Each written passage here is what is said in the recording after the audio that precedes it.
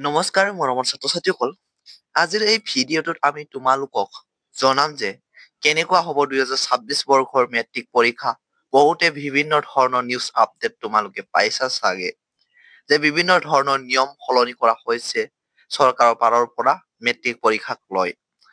আৰু 2026 চনৰ মেট্ৰিক পৰীক্ষাটো টান হ'বলৈ গৈ আছে। কিন্তু তাৰে মাজতে তোমালোকৰ বাবে এটা ভাল খবৰো তোমালোকৰ বাবে আহি পৰিছে। সকলোবোৰ কথা তথ্য অনুসৰি আজি এই ভিডিঅ'ত তোমালোকক জনাম, গতিকে ভিডিঅ'টো প্ৰথমৰ পৰা শেষলৈকে চাবা। আৰু যদি এই চেনেলটো পোনপ্ৰথমবাৰৰ বাবে আহিছা তেন্তে চেনেলটো ছাবস্ক্ৰাইব কৰি বেল আইকনটো প্ৰেছ কৰি ৰাখিবা। কাৰণ আমি এই চেনেলটো এনে ধৰণৰ জৰুৰী ইনফৰমেশ্যনবোৰ মেট্ৰিকৰ আৰু হায়াৰ ছেকেণ্ডাৰীৰ জৰুৰী ইনফৰমেশ্যনবোৰ এইটো চেনেলতে আপলোড কৰি থাকো। সেই গতিকে ভিডিঅ'টো এটা লাইক কৰি দিবা। বহুতো ছাত্ৰ-ছাত্ৰীয়ে কেইদিনমান আমাৰ কমেণ্ট বক্সত প্ৰশ্ন কৰি আছিলে যে মেট্ৰিক পৰীক্ষা টান হ'ব অহাবাৰ। আমি কি কৰিম? সেৱা বৰ্ডো টান হৈ গৈ আছে, এতিয়া পাছ কৰিবলৈও জটিল হৈ গৈ আছে। আজিৰ এই ভিডিঅ'টো তোমালোকৰ বাবে বহুতে ইম্পৰ্টেণ্ট হয়, গতিকে ভিডিঅ'টো শেষলৈকে চাবা। ভিডিঅ'টো যদি ভালদৰে চোৱা তোমালোকে তোমালোকৰ পেটাৰ্ণটো জানিব পাৰিবা। তোমালোকে তোমালোকৰ এক্সামৰ পেটাৰ্ণটো কথা গম পাবা আৰু গম পাবা যে 2026 চনৰ মেট্ৰিক পৰীক্ষা কেনেকুৱা হ'ব। প্ৰায় বেছিভাগ ছাত্ৰ-ছাত্ৰীয়ে সমাজ বিজ্ঞান বিষয়ক লৈ চিন্তা হৈ আছিলে যে সমাজ বিজ্ঞান বিষয়ৰ এতিয়া কি হ'ব। পেটাৰ্ণটো সম্পূৰ্ণভাৱে চেঞ্জ কৰি দিছে বৰ্ডে। এতিয়া কি হ'ব? কিতাপৰ বাহিৰৰ প্ৰশ্ন আহিব নেকি? আৰু কিতাপত থকা প্ৰশ্নৰ পৰা 2026 চনৰ মেট্ৰিক পৰীক্ষাত প্ৰশ্ন নাহিব নেকি? এইটো এটা ডাঙৰ চিন্তা হৈ পৰিছে ছাত্ৰ-ছাত্ৰীসকলৰ মনত।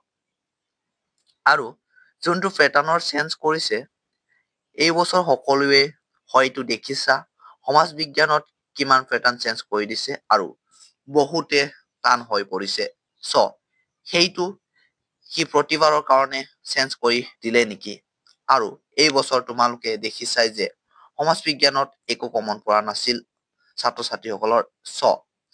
আৰু ছাত্ৰ-ছাত্ৰীসকলৰ প্ৰতিবাদো হৈ গৈছিল, কাৰণ ছাত্ৰ-ছাত্ৰীয়ে কিতাপৰ যিটো পঢ়িছে তাৰ পৰা একোৱে কমন পৰা নাছিল বুলি প্ৰকাশ কৰিছে ছাত্ৰ-ছাত্ৰীসকলে। আৰু তোমালোকৰ গোটেইকেইটা থিংকিং বেছৰ প্ৰশ্নহে আহিছিলে, যাৰ ফলত অসমৰ মুখ্যমন্ত্ৰীয়ে এদিন ফেচবুক লাইভত ক'ব লগা হৈছে যে সমাজ বিজ্ঞান বিষয়ত এক্সট্ৰা মাৰ্ক দিয়া হ'ব। তোমালোকেও পাৰিলে এইবাৰ সমাজ বিজ্ঞানৰ প্ৰশ্ন কাকতখন চাব পাৰা। যোৱা বছৰ কেনেকুৱা আছিলে তাক লৈ বহুতো ছাত্ৰ-ছাত্ৰীয়ে চিন্তা হৈ আহিছে যে কি হ'ব, এইটো পেটাৰ্ণতে ফলো কৰা হ'ব নেকি? বহুতে প্ৰশ্ন কৰি আছিলে কমন কুৱেশ্যন থাকিবনে এই বছৰ? হয় থাকিব, কিন্তু কমকে থাকিব। আৰু সমাজ বিজ্ঞান বিষয়ৰ পেটাৰ্ণটো আগৰ নিচিনা কৰিবলৈ চেষ্টা কৰিছে। এই কাৰণে কৰিছে যে এই বছৰ বৰকৈ বহু ছাত্ৰ-ছাত্ৰীয়ে ফেল কৰিছিলে। সেইটো বৰ্ডে নিবিচাৰে যে ইমান ছাত্ৰ-ছাত্ৰীয়ে একেলগতে ফেল হৈ যোৱাটো। সেইটোৰ কাৰণে তোমালোকক অলপ ৰেহাই দিব পাৰে। হ'লেও তোমালোকে কিতাপখন ভালদৰে পঢ়িবা।